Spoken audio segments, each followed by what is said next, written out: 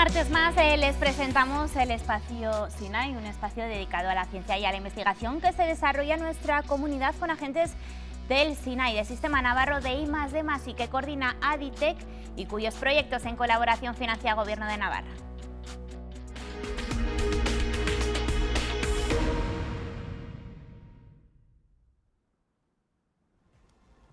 Les voy a presentar ya a nuestros invitados, a Fermín Milagro Yoldi, investigador del Centro de Investigación en Nutrición de la Facultad de Farmacia y Nutrición de la Universidad de Navarra. Muy buenas tardes, Fermín. Muy buenas tardes, un placer estar aquí. Igualmente, el placer es nuestro. También Raquel Urtasun Alonso, profesora e investigadora del área de Bioquímica y Biología Molecular del Departamento de Ciencias de la Salud de la Universidad Pública de Navarra. Muy buenas tardes. Hola, muy buenas tardes. Bienvenidos a los dos. Vamos a hablar hoy del proyecto MicroLiver. Antes de entrar en detalles, ¿les parece? Vamos a ver en qué consiste.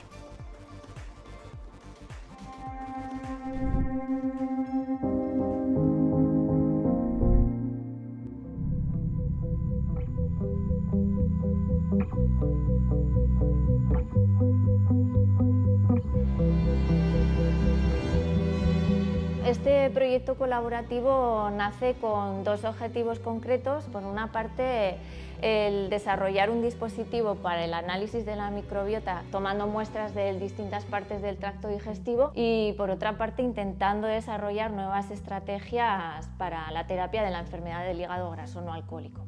Y en el fondo estamos intentando que el estudio de la microbiota intestinal nos dé pistas para ver dónde existe una disbiosis que podamos atacar por diferentes mecanismos, en especial probióticos y alimentación. En la actualidad, la mayor parte de los tratamientos que se hacen para pacientes que sufren de hiperglucemia o de diabetes o de obesidad, por ejemplo, tienen recursos básicamente limitados al uso de fármacos. Nuestra idea es utilizar un producto más natural basado en un microorganismo que pueda modificar la microbiota y que esa modificación aporte beneficios de manera natural para el sujeto, ¿no?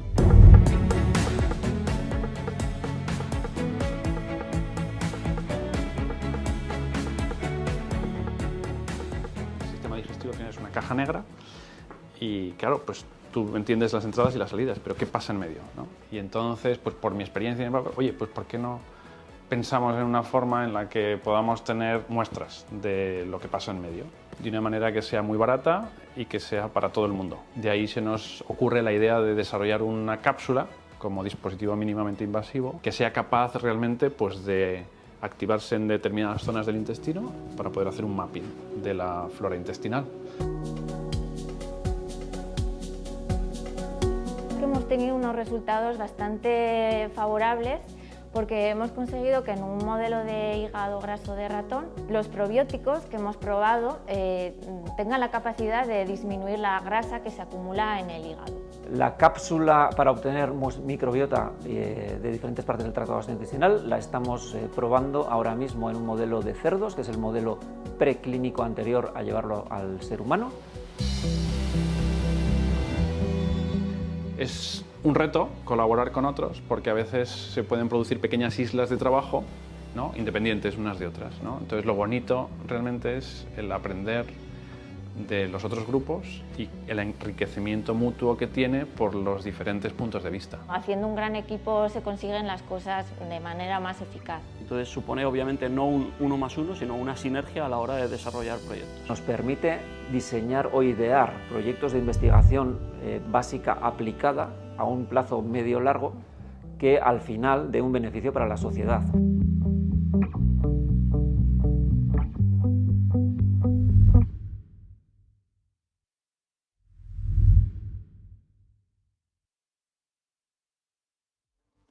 Bueno, ahí tenemos las características fundamentales de este proyecto MicroLiver, del que hablamos hoy en este espacio y bueno, del que queremos saberlo todo, ¿no? Queremos saber por qué es tan importante la microbiota, cómo de alguna manera se pueden beneficiar a las personas que tienen hígado graso. Bueno, realmente, ¿cómo surge esta iniciativa, este proyecto y cómo está actualmente, ¿no, Fermín?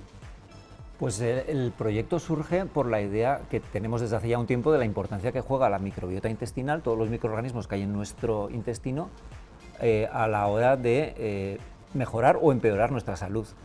Esa microbiota produce una serie de metabolitos, de sustancias que van a afectar a nuestras células, tanto a las células intestinales, pueden dar lugar a problemas intestinales, digestivos, etcétera, como una vez absorbidas a otra serie de tejidos de nuestro organismo, incluso a nivel neurológico, a nivel hepático.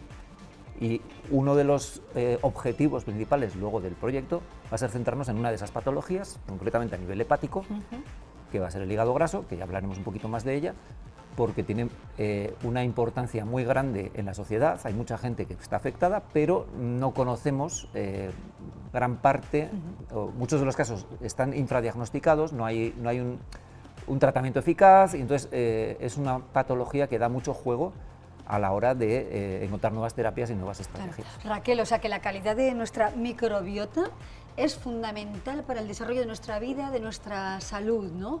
Es clave realmente, ¿verdad? Eso es, lo ideal es tener una microbiota sana, equilibrada y, como bien ha dicho Fermín, en muchas de estas enfermedades, el hígado graso y otras enfermedades también metabólicas, la obesidad, la diabetes tipo 2, que entre ellas están muy relacionadas, pues hay mucha evidencia científica que demuestra que se nos alteran determinados microorganismos, familias, todo aquello se desajusta y empiezan a generarse problemas. También hay que decir que, por ejemplo, en la enfermedad del hígado graso no solamente se debe a fallos de la microbiota, hay otros componentes, pero parece que tiene un papel o que juega un papel importante. Cuando habléis de microbiota, ¿a qué os referís? Pues la microbiota es el nombre con el que llamamos a todos los microorganismos que están en un ambiente determinado. A nosotros, que nos dedicamos un poquito más al mundo de la nutrición, y la microbiota que más nos interesa es la que está en el interior del tubo digestivo, especialmente en la zona de intestino delgado y intestino grueso. Entonces, ahí es donde se crea una especie de ambiente complejo en el que hay muchísimos microorganismos que entre ellos tienen sus relaciones. Un poco es como si fuera un documental de estos de la 2 de la sabana africana, en la que hay leones, cebras. Un poco de todo. Entre ellos están ahí con esa complejidad del... Sí. Y entonces lo que hacen unos repercute en los otros, y entonces hay como cadenas de microorganismos que van subiendo o bajando dependiendo también de lo que nosotros les damos de comida, es decir, de los alimentos, de las fibras vegetales sobre todo, o de otro tipo de proteínas, etcétera. Y luego lo que estos microorganismos hacen entre ellos al final nos afecta a nosotros, que seríamos como esa pradera, vamos a decir, sobre la que están los bichos en este caso. Claro ejemplo, Fermín, ha podido ser ilustrativo el ejemplo, ¿no? Es verdad, nos imaginamos todos esos elementos que verdaderamente conforman un todo y ese todo nos da una mejor o peor calidad de vida, ¿no? Lección aprendida. Pero ¿por qué, por tanto, es tan importante analizarla? Que ese es un poco el punto de partida de toda esta historia, ¿no? Analizarla con detalle para... Pues aquí el mayor problema que tenemos hasta ahora es determinar qué es una microbiota sana. Es una cosa bastante complicada. En primer lugar, porque no hay suficientes estudios en la población, y no solo en la población, vamos a decir, de aquí, sino en la población mundial. La microbiota cambia mucho de unos sitios a otros, dependiendo de dónde has nacido, dependiendo de qué alimentación tienes, etcétera. Pues hay muchos tipos de microbiota. Entonces, la microbiota sana, entre comillas, es difícil de determinar.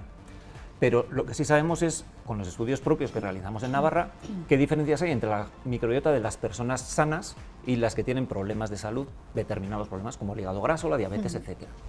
El problema con el que nos enfrentamos es que todos esos estudios se realizan tomando muestras del final de la cadena, de las heces.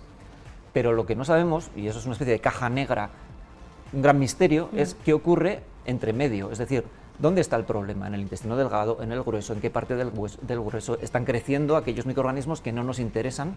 Y por lo tanto, si luego queremos hacer una terapia más definida o más, tenemos que ir a esa zona del intestino. Eso es lo que tenemos que determinar y va dirigido este proyecto. Y que realmente la microbiota que tenemos también cada uno de nosotros, mismamente aquí en esta mesa, es muy diferente, está muy individualizada realmente. Pero ¿cuáles dirías que son las ventajas de esa nueva herramienta que ponéis sobre la mesa para conocer nuestra microbiota? Pues como bien ha dicho Fermín, sobre todo que nos ayude a diagnosticar, en este caso, esta enfermedad, pero podría ser aplicable luego a futuro en otras enfermedades donde la microbiota tiene un papel, de una manera sencilla. Por ejemplo, en el hígado graso o en enfermedades hepáticas, muchas veces hay que recurrir a la biopsia. Entonces eso ya tiene una complicación mayor, ¿no? Pues normalmente hay que dormir al paciente o bueno. es más complicado. Sin embargo, tomar una hez, ¿no? Y poder analizar ahí una firma de microorganismos, pues ayuda, ¿no? Hace que podamos diagnosticar la enfermedad de una manera más sencilla. Claro, con algo más complicado se simplifica realmente el proceso, ¿no, Raquel? Eso es, simplificar la forma de poder diagnosticar la enfermedad. Eso es el objetivo. Avance, desde luego, muy, muy interesante, bueno, como todos los que tenemos siempre en esta sección, en este programa, ¿no? Este avance, vamos a ponerlo en práctica y vamos a ver un poco el resultado, Fermín. Bueno, ¿Qué aquí, tipo de tratamientos se van a facilitar, por ejemplo, a través de este planteamiento de cápsula para el estudio? aquí por una parte tenemos el desarrollo de la cápsula. La cápsula al final no es más que una cosita así pequeñita de plástico con una serie de compuestos, de componentes dentro, que se abre en determinados sitios del tubo digestivo, dependiendo de una serie de factores, pH, etcétera, un poco complejos. Se abre, coge muestra, se vuelve a cerrar y luego acaba al final en las heces y se recupera y se analiza lo que hay dentro. Nos interesa porque así recogemos muestras de cada sitio del intestino para ver dónde puede estar el problema. Que en una zona del intestino hay demasiadas cebras y se están acabando la hierba, pues ahí es donde nos interesará ir y atacar. Entonces, la segunda parte del proyecto consiste un poco en esa actuación ya más dirigida. Es decir, hemos visto que ahí hay demasiadas cebras o demasiados leones o demasiadas pocas cebras. Entonces, una de las estrategias que tenemos es poner bacterias que sabemos que son beneficiosas, que vayan a esa zona concreta y pueblen aquello de tal manera que, por una parte, impidan que entren los malos, los microorganismos malos, y por otra parte, esos que son buenos que estamos metiendo, vayan colonizando todo aquello y mejorando la composición de la microbiota en toda la zona que nos interesa. Claro, o sea, se crea realmente un estado de perfección en este sentido, ¿no? Más o menos, hacia ahí vamos. ¿no? Claro. Hacía, de hecho, Jacobo, ¿no? Una comparativa en el vídeo, hablaba de un sistema digestivo que es como una caja negra. Sí, eso es, porque es que no la conocemos, o sea, la estamos empezando a conocer a nivel, por ejemplo, de la microbiota. Bueno, es verdad que llevamos años investigándolo, pero aquello da para muchísimo y por eso, y la información es muy valiosa, porque nos está permitiendo diagnosticar enfermedades y ver cuál es la relación entre una enfermedad, etcétera, y posibles alteraciones de la microbiota. Por eso es como una gran caja negra donde podemos encontrar muchísima información valiosa. Eso Claro. es. ¿Y qué beneficios entraña ya todo este estudio, estos avances, estos tratamientos de los que nos habláis, ¿no? Para poblar con lo adecuado, ¿no? Esa microbiota. Bueno, en el caso del tratamiento, como nos ha dicho Fermín, pues lo que buscamos es administrar lo que llamamos bacterias buenas, que coloquialmente conocemos con el nombre de probiótico, porque hemos visto que puede ayudar a mejorar la progresión de la enfermedad. Es verdad que no podemos decir que un probiótico va a curar cuando la enfermedad del hígado graso está muy avanzada y el hígado está muy afectado, pero sí que puede evitar esa acumulación de grasa que es característica del hígado graso.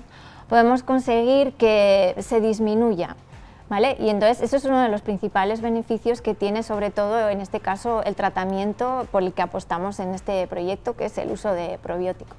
Habéis visto las pruebas, de hecho, en un hígado graso de ratón, ¿no? Que nos contabais en el vídeo, Fermín, pero ahora mismo estáis haciendo pruebas en un modelo de cerdos. Ya puede ser la fase anterior a llevarlo al ser humano, ¿no? Eso es, en este caso hemos apostado por un modelo de cerdos porque el tubo digestivo de los cerdos y su fisiología digestiva es muy parecida a la del ser humano. Son omnívoros y todo se parece bastante.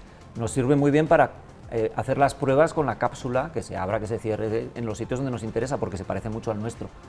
Entonces, antes de ir al ser humano y por si acaso puede haber algún problema, y para afinar bien todo esto, lo hacemos en los cerdos. Y los cerdos nos sirven también, por otra parte, para corroborar los resultados muy beneficiosos que ha mostrado el probiótico que estamos probando en los modelos de ratón. En el grupo de la UPNA, el grupo de Raquel, ha comprobado que en los ratones este probiótico es capaz de mejorar muchísimo ese hígado graso y disminuir mucho la inflamación que está asociada a ese hígado graso. En los cerdos estamos viendo que va en la misma dirección, mejorando ese hígado graso. Y al mismo tiempo, como su microbiota y su fisiología, la de los cerdos, es mucho más similar a la nuestra, podemos estudiar mucho mejor todo ese cambio de la microbiota, que que está asociada al hígado graso y a la administración de los probióticos que nos interesan. Bueno, vemos que funciona, ¿no?, en estos tipos de animales, por tanto, vamos a los humanos. Raquel.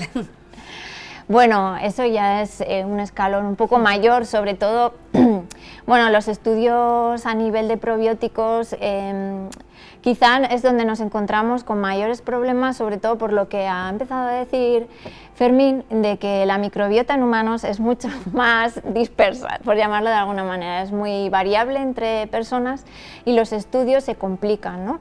Pero bueno, sí que existen determinados estudios preclínicos que, bueno, apuntan a que puede ayudar, como digo, quizá en unos estadios primeros de la enfermedad.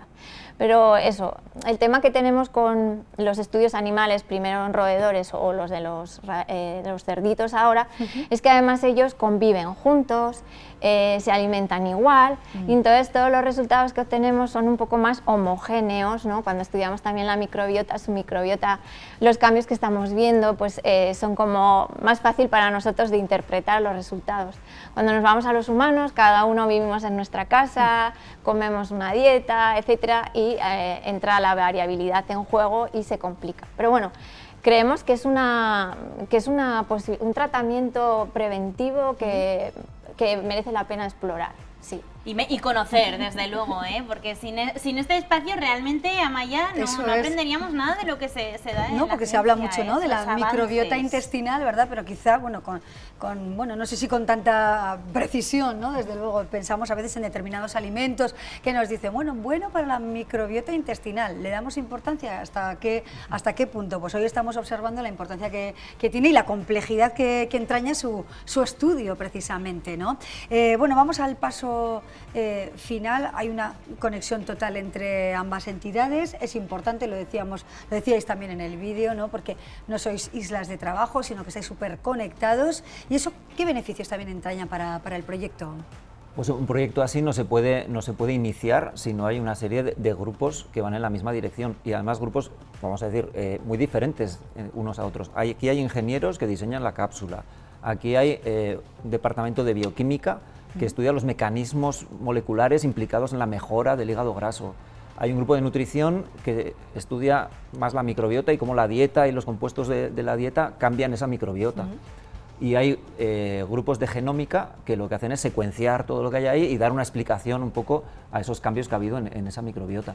Entonces, el hecho de que estemos grupos muy diferentes trabajando de una forma interdisciplinar es lo que permite que esto salga adelante. Si cada uno de nosotros nos dedicáramos a este proyecto, solo uno de nosotros, no llegaríamos a nada. Raquel, supongo que estás 100% de acuerdo con lo que dice Fermín. ¿Y tú con qué te quedas de esa experiencia de trabajo en equipo, de este proyecto colaborativo? Pues el contacto que hemos tenido, la comunicación continua, creo que hemos ido fluyendo una parte y otra del proyecto sin ningún problema, y bueno, estamos todavía en ello, pero mi experiencia ha sido muy buena y enriquecedora. O sea, yo creo que nos hemos nutrido unos grupos de otros, tanto de conocimiento como de técnicas, como en general ha sido una experiencia muy buena. Claro, pues un enriquecimiento mutuo, Sí. satisfactorio, seguro, ¿verdad? Y bueno, y que por supuesto ayuda a la ciudadanía y ayuda a las personas a tener una mejor calidad de vida, porque estamos hablando, por ejemplo, de enfermedades como el hígado graso, y de cómo, de alguna manera, a través de la microbiota, de esta herramienta, bueno, pues se puede conocer más y, bueno, pues aplicar esa medicina preventiva, ¿no?, de la que nos estáis hablando, ¿no? Que a veces no le damos la demasiada importancia, ¿no?, la importancia que debería tener. Muchas veces se habla de la microbiota y ni siquiera, como bien decíamos al inicio del espacio, no sabemos ni lo que es. Es que la microbiota tiene una... A ver, es uno de los factores, como ha dicho Raquel, de los que están influyendo en nuestra salud. Pero sobre todo tenemos que ir cambiando el chip, los ciudadanos, de que la salud, en parte, es responsabilidad nuestra, y que la prevención de la salud depende de lo que nosotros hacemos. Y una de las cosas que es importante, pues es la alimentación, es el estilo de vida, que a su vez influye en esa composición de la microbiota que cada uno de nosotros tenemos, y si somos, vamos a decir, o tenemos unos hábitos más saludables, tendremos una microbiota más saludable y un menor riesgo de enfermedades. Si tenemos un estilo de vida un poco menos saludable, eso irá poco a poco empeorando nuestra microbiota y nos hará de alguna manera tener cada vez más riesgo de enfermedades como hígado graso, diabetes, etc. Por otra parte, el ir apostando por microorganismos probióticos como estos es una manera de ir mejorando también nuestra microbiota intestinal. No solo lo podemos hacer con una dieta variada, con alimentos vegetales abundantes, con fermentados, sino que también pues, existen estos probióticos y otras estrategias que nos van a permitir mejorar esa microbiota en el día a día. Pues estas son las estrategias que nos presentan hoy dos grandes profesores, investigadores. Bueno, pues desde luego nos habéis dejado con una lección de ciencia insuperable en torno a la microbiota y de salud y de prevención, en definitiva, ¿no? Hasta aquí llegamos hoy. Hasta aquí, gracias Raquel Urtasun y también Fermín Milagro. Ha sido un verdadero placer conoceros y conocer también estos avances que nos habéis traído. Muchas gracias. Gracias a vosotras. Gracias a vosotras.